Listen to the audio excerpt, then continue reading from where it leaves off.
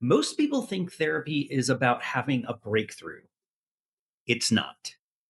Breakthroughs feel powerful, but change comes from repetition, regulation, and practicing something different when it matters. This is metatherapy, where we don't just talk about mental health, we build the skills that make it work. Before we go further, a quick note. While I am a licensed therapist, this is educational content. It is not therapy. It's not personalized mental health treatment, and it's not a substitute for working with your own licensed professional. If you're looking for individualized support, metatherapy can actually help you with that too. We offer customized therapist matching at metatherapy.guide, designed to connect you with a clinician who actually fits your needs, goals, and personality. Here, what we're doing is strengthening your psychological capacity.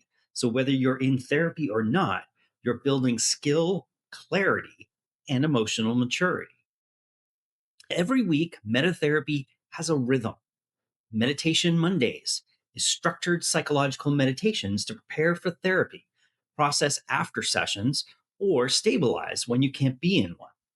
Therapy Tech Tuesdays is when we have practical guidance on using technology intentionally to support mental wellness. And then Thursday Thinkers is conversations with therapists and experts about what actually creates sustainable change. This isn't inspiration, it's implementation. Let's get to work. When you mess up this week, and you will, because you're human, here's exactly how to recover without spiraling. What if the worst part of making a mistake isn't the mistake? What if it's the 48 hours of mental self punishment that follows?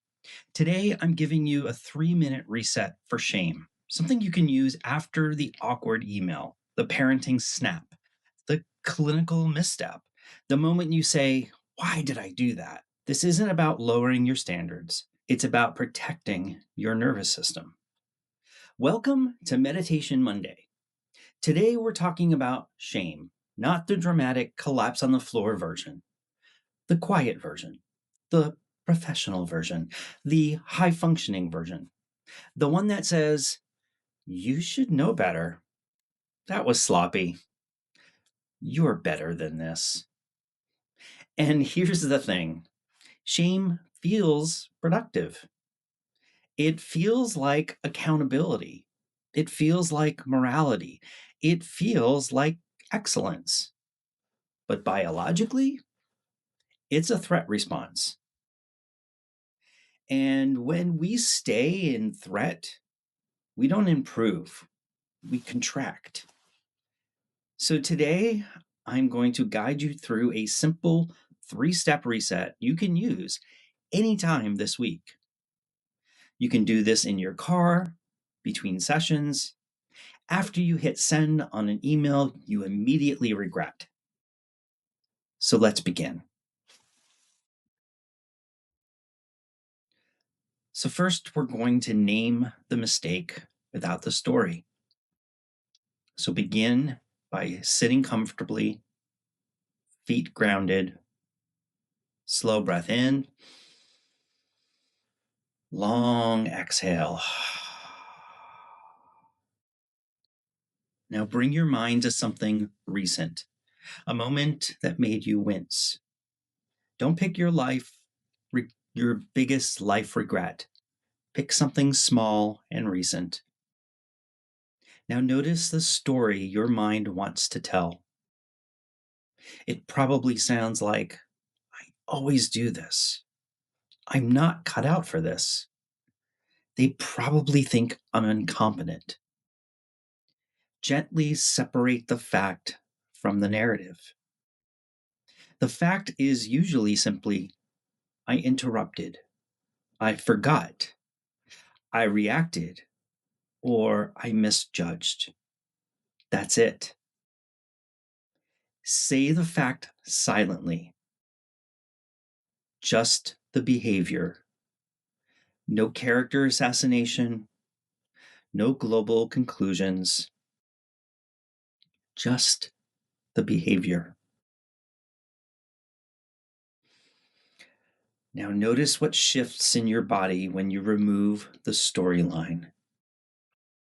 Shame thrives on exaggeration, clarity starves it. Take one slow breath.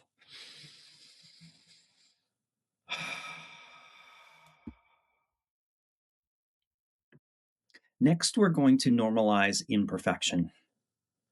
Now, place a hand on your chest or somewhere grounding and quietly say, "This is a human moment." That's it. Not, "I am amazing," not, "it doesn't matter." Instead, just, "This is a human moment." Now, every nervous system misfires sometimes. Every parent snaps sometimes. Every therapist misses something. Every partner gets reactive. You are not uniquely defective. You are participating in being human. Let your body hear that. If resistance comes up, that voice that says, "Yes, but I should know better now," notice it. That voice thinks it's protecting you. But shame does not create growth. Safety does. Take a slow inhale. And on the exhale, soften your jaw, your shoulders, your forehead. You are allowed to be imperfect and committed to growth at the same time. Those are not opposites. Next, you're going to recommit to your values. Now, ask yourself one question. What would integrity look like next? Not how do I punish myself? Not how do I replay this 37 times? Just what would integrity look like next? Maybe it's sending a repair text, a brief apology, clarifying something, adjusting a boundary, or simply doing it differently next time. Choose one small action. Small. Shame wants grand gestures. Growth prefers consistency. See yourself taking that action calmly, not frantically, not self flagellating, not just aligned. Take one final slow breath in.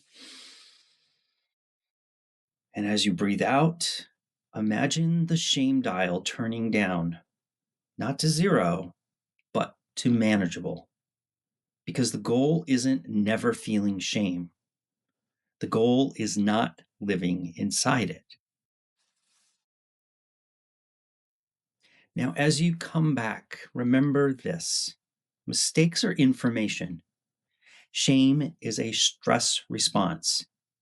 You don't need stress to improve. You need clarity. This week, when something goes sideways, try the 3-minute reset. Number 1, name the behavior. Number 2, normalize the humanity. And number 3, recommit to your values. That's it. No spiral required. So here's the micro action for this week. The next time you notice even a flicker of shame, don't wait for it to grow. Set a literal 3-minute timer and walk yourself through those steps. And if you're brave, afterward, do the repair within 24 hours.